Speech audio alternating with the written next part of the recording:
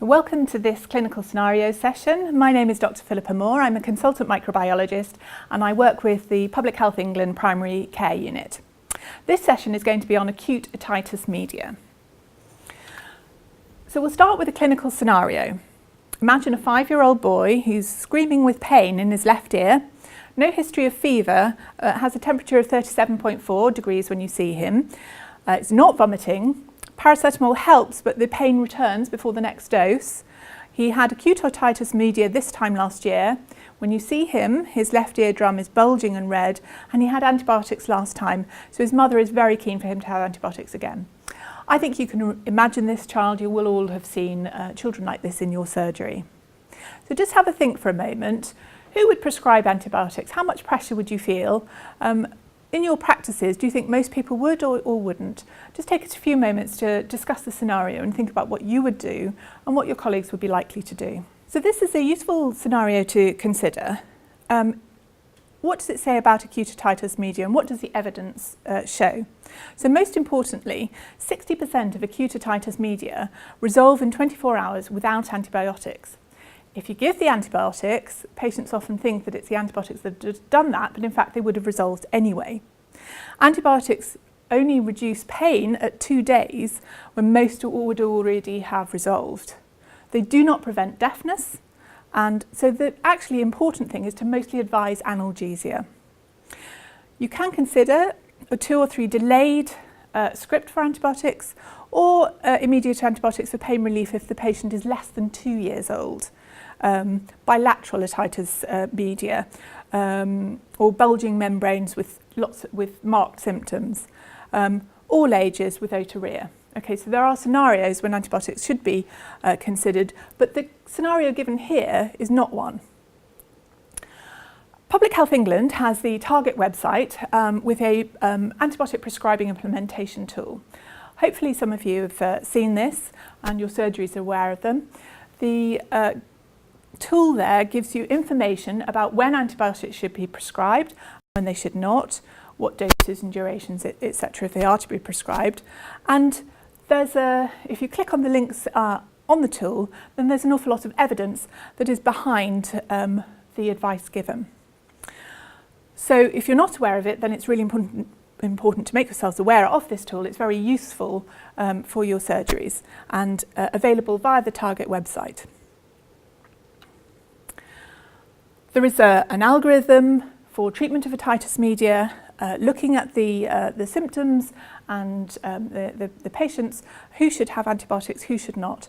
There is a safety netting of the information, which is obviously always important.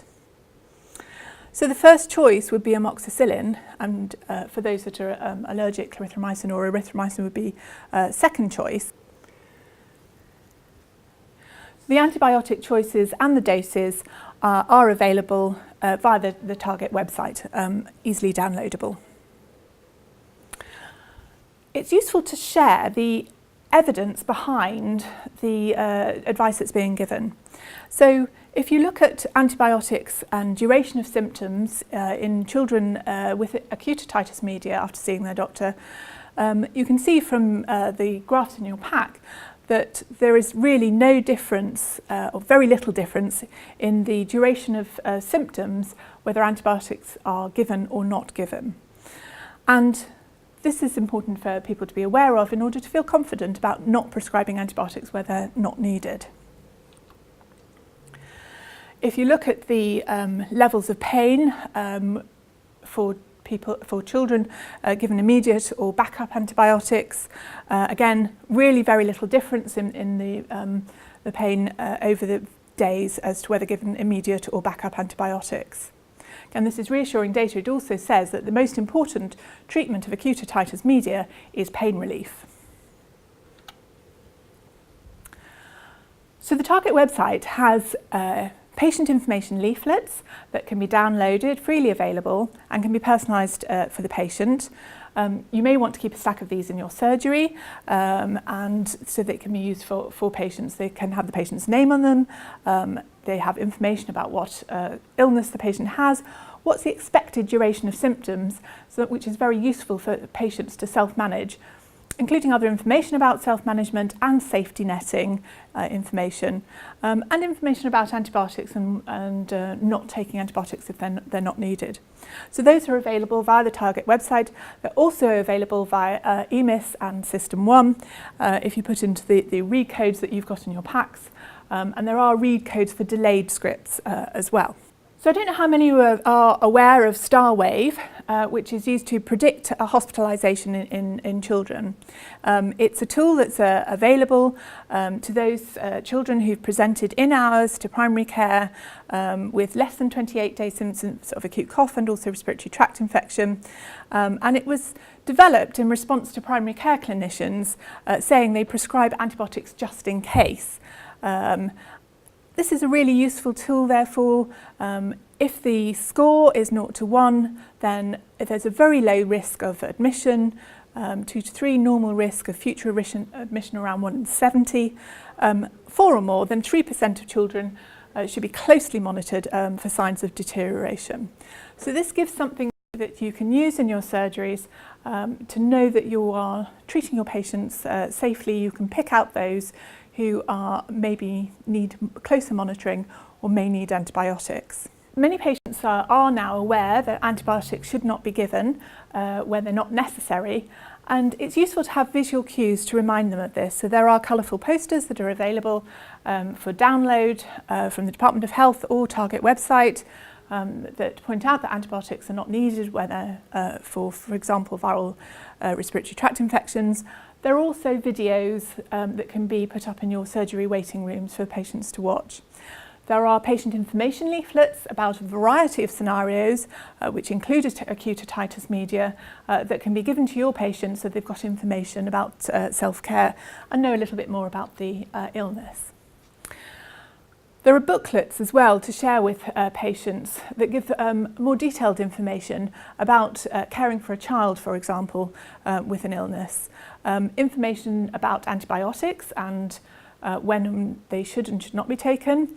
And there are other resources such as eBug, which give information designed actually for children and will educate them about using antibiotics.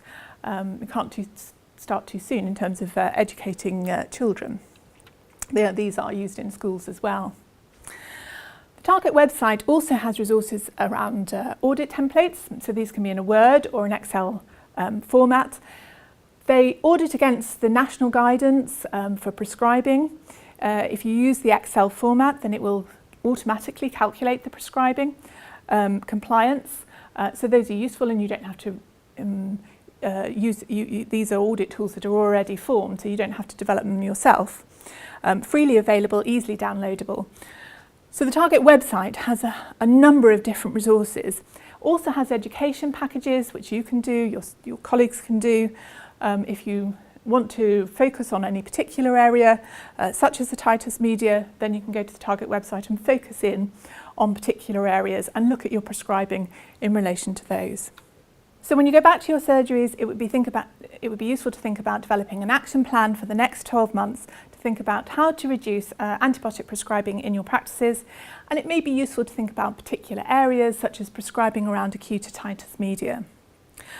Think about the criteria for prescribing, so parents don't return and see a different clinician, and make sure that there's consistency across the practice in terms of policy for prescribing. Use the children's information. When should I worry leaflet? All of the leaflets are available from the Target website. Think about backup and delayed prescribing, useful for safety netting. Think about setting up some computer reminders for leaflets and backup antibiotics. Use the delayed prescription, use the delayed data on electronic prescription, and also use the read codes for delayed prescriptions.